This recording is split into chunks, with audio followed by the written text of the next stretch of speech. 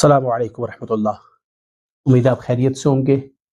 آج جس ٹائپ پر گفتگو کرنی ہے وہ ہے حمزات اور اس کے شیاطین۔ از خود حمزات کوئی کام کرے یہ ضروری نہیں ہوتا، بہت کم کیسز میں یہ خود کرنے آتا ہے، ویسے ہی اپنے شیاطین بھیجتا ہے اور شیاطین کی پوری جماعت اس کے ساتھ ہوتی ہے۔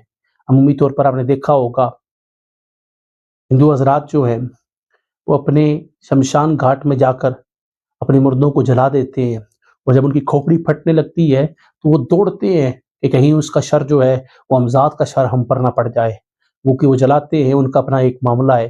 مگر یہ جو ہمارے ہاں قبرستانوں میں، مسلمانوں کے ہاں یہ قبرستانوں میں ہوتے ہیں، یہ جب آپ دفنا کے جاتے ہیں تو وہاں شیاطین پائے جاتے ہیں۔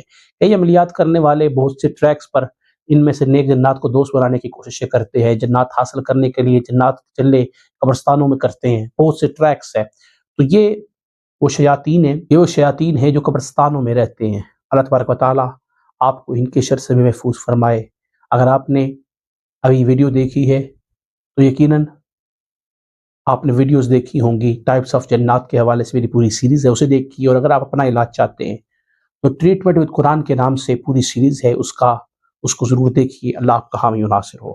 Don't forget to subscribe my YouTube channel and click the bell icon for next updates.